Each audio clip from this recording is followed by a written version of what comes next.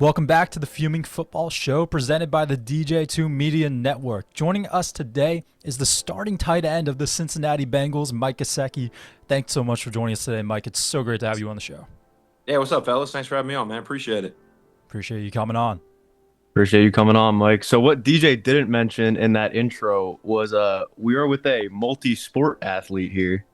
Um we read that the Penn State volleyball coach recruited you before football programs did. How much do you think your prior volleyball career kind of just helped you as an athlete overall? Yeah, for sure. Volleyball was something I picked up when I got to high school. It was just, really something to play in the springtime. I ran track when I was in middle school and made the transition to volleyball. And I think it just helped me as an overall athlete, really. I think it just, helped me, whether it was hand-eye coordination or jumping or, all that kind of stuff. It was really cool, and I really enjoyed it. I read that you led the state in blocks. Yeah, yeah. Yeah, Yeah, that's sick. just I mean, it's kind of like playing basketball, like above the rim, things like that. Yeah. So it was a lot of fun, man. Really enjoyed it. I think it helped me overall in my athletic ability. And speaking of basketball, there was a report that Coach K and Urban Meyer both sat in your living room trying to recruit you for basketball as well. Um, So some of these rumors are inflated. I did when I visited Duke. They brought me to the basketball facility. I met Coach K. I was at mhm. like their like practice and things like that. And that was something that was talked about, which was super cool. Obviously, growing up, Yeah, just a basketball guy in general. And then I definitely got heavily recruited by Ohio State, and some schools were kind of throwing it in there, like hey, just to try to get you. Whether it's true or not, who knows? Mhm. But it was definitely fun when you hear that as a 16, 17-year-old kid, like, oh yeah, I can play college basketball too. yeah. Yeah. So what ultimately like led to like I am playing football because you were, you know, like a top tier athlete in multiple different sports. So what kind of settled you down on football? Yeah. I think just understanding my potential in the game of football, and understanding that in the next level, that was where I probably had the best chance of creating a career out of it. I loved Mhm. basketball. Basketball was my favorite sport growing up. But talking to coaches and being recruited by football at such a high level, I thought that was probably something that I should invest more time in, and looking forward to my future. And that's kind of how it panned out that way. Was there ever a point where you thought about, maybe basketball is the right move and like When I was maybe younger, that was like the dream. I grew up like a big New Jersey Nets fan. I was Vince Carter, Jason Kidd, like those kind of guys, and that was definitely the dream when I was younger. But then as I got older, I thought I started to see more potential in the game of football, and started to transition from the dream of basketball to the dream of football. which did you enjoy more? When I was younger, basketball was my favorite sport without a doubt. Okay. That was for sure, my first love when it came to sports. But as I gotten older and now, going on year 9 in the NFL, like there's nothing like, running out there in the stadium. There's hundreds of thousands of people. It's an unbelievable experience, and I love it. Right, yeah, that's awesome. So yeah, we're gonna dive into your NFL career now.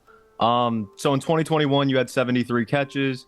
Mike McDaniel comes along, and in 2022, you dropped to 32 catches. What did that season teach you? Like, what did you learn? Yeah, it was more just about, understanding different schemes, being coached by different coaches, Hmm. and just learning patience and learning that, the league is, it's a there's going to be adversity thrown your way and different things to handle. I'm grateful for all 8 of my years now going on year 9. And all of them have been part of my story and part of my journey, and has helped me get to where I'm at now. And I wouldn't really change any of it. Hmm. Was when McDaniel came in, was it like did the offense shift toward more of like a running scheme? Like, were you in for more blocking packages or? Yeah, it was just a different scheme, to be honest with you. Yeah, there was a different scheme aspect of it, and a different element to the offense. We also had just traded for Tyreek Hill. Right. Jalen Waddle was Mm, entering his yeah. second year in the league, so there was a lot of different transitions going on, and in that offense. So I mean, there's only one football, and we're trying to include the running game, and then throw the ball to Tyreek and Jalen Waddle, and then there's when there's leftovers, and that's what I was getting. And I mean, listen, you got to understand that the talent levels out there, and you got to, understand, who's the play call for, and why it makes Yep. sense. And Tyreek had an unbelievable season that year. Jalen Waddle had an unbelievable season that year, and that's just kind of how the ball bounces sometimes. And but like I said, man, I was grateful for all my years in Miami and the experience and all that kind of stuff. It's helped me, in tremendous ways, both on and off the field. Did you Of have course. anyone that you would consider like a mentor for when you first got to Miami? Um, Not like an older player or anything like that that I was leaning on. Just different people that I was close with, Mm. whether it be in my family, like my parents, or my wife. She's always been my right hand. She's been incredible throughout the entire process. There's a lot that goes on in the NFL in terms of I mean, you're switching teams, you're moving. Mm. We just had our first kid this year in the middle of the season, and you're not home as much. Like there's so much that goes into it, and she's always been somebody that I've leaned on dramatically. And she deserves as much credit as I do for this 9-year career. I love that, man. You're talking about transitions, going from different teams. You went from Miami to New England to Cincinnati. What were those kinds of transitions like for you? It was cool. I was in Miami for 5 years. I was in New England for just one season, and now I'm going to my third year here in Cincy. Mm. And so it's been a journey, but I think that's what the NFL's about. I've met so many different incredible coaches, incredible players, incredible people. Lived in different cities and have grown up, as a man, really. Mm. Like I said, now I'm a father. I mean, I came in the league as a 22-year-old, and now I'm 30 years old with a kid, and I'm married, and it's just been a really cool transition. I've learned a lot both on and off the field as a player and as a person, and I'm grateful for every step along the way. It's almost like you see those parallels, whereas you're growing up in the NFL, you're growing up in your personal life too. Absolutely, absolutely. That's Hmm. you described it perfectly. I can remember my first year in the league. What was important to me back then is not even at the top of my list now. I mean, so it's cool to kind of see how it all transpires. And I'm super grateful for where I'm at now. I know you didn't spend much time in New England, but did you learn anything playing under Coach Belichick? Yeah, I mean, obviously, Coach Belichick, one of, if not the greatest coach to ever, Yeah. be on the sideline. So that year was awesome for me from a football knowledge standpoint. Learned a lot about football IQ, the game, Mm. situational football. We weren't great record wise, and that's just how this league goes, man. Sometimes you're good, sometimes you're not. But it wasn't because of lack of coaching or anything like that. It was really a great experience, something that I was excited about, and something that I'm grateful for now for the rest of my life. I'll be able to, when they talk about Coach Belichick and all the Super Bowls and his accolades, I'll be able to say that I was in those meetings and I played for him and I had that experience. That's awesome, man. Now, you put up the second most catches ever by a Bengal tight end in 2024. Did that season kind of feel like a breakout year for you? No, I had really productive years in Miami, and then had 2 years where like I said, we had traded for Tyreek Hill, and Jalen Waddle was there, and emerging as a star in this league, and so my targets kind of went down, and they went to New England, and it was just a down year for the team in general, and weren't really making the plays we wanted to on offense. And then I got to Cincinnati and, playing with, the best quarterback in the league Mm. on such a high powered offense with great receivers on the outside, and wonderful coaching that, has, maximized, my potential and, given me the ability to make plays. So I was grateful for that year, man. That was a lot of fun. And I'm happy to be back in Cincy. Is that what made you want to stay in Cincy rather than testing the market again? Yeah, for sure. To be able to play with Joe, to be able to be coached by Zach and this staff, and to be here with this team. I was excited about the future of the Bengals, and that was the main reason, man. I was looking to come back, and I was looking to be a part of this organization and the success in the future. And I'm excited to be here. Well, your quarterback Joe Burrow feels the same way. He was quoted saying that he's never been in the huddle with that kind of talent. Talking about you, who's the best talent that you've ever played alongside?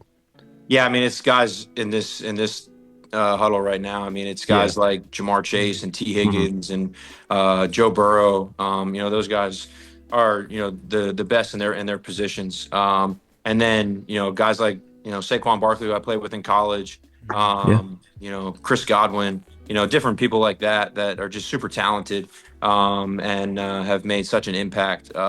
In the college level, but also in the NFL. Right. I mean, dude, I was a corner in high school, and I watched Jamar Chase run routes in practice, in game. He has perfected the art of route running and it's unbelievable, the catchability. It's insane to watch. I can't imagine how it is watching it in person every practice. Seeing it firsthand is wildly impressive, and it makes me try to add elements to my game. I mean, obviously we're completely different players, but just watching him on a daily basis, it's incredible. Having that kind of talent on your team, you guys must be able to learn so much from each other too. I can imagine. Yeah, absolutely. And all the guys are great, so they're able to help each other out and give different coaching points and things like that. So it's been really cool. You talked about how you played with Saquon Barkley and Chris Godwin when you were in college at Penn State. What was it like getting to play with them in college, and now you guys are all growing up in the NFL together?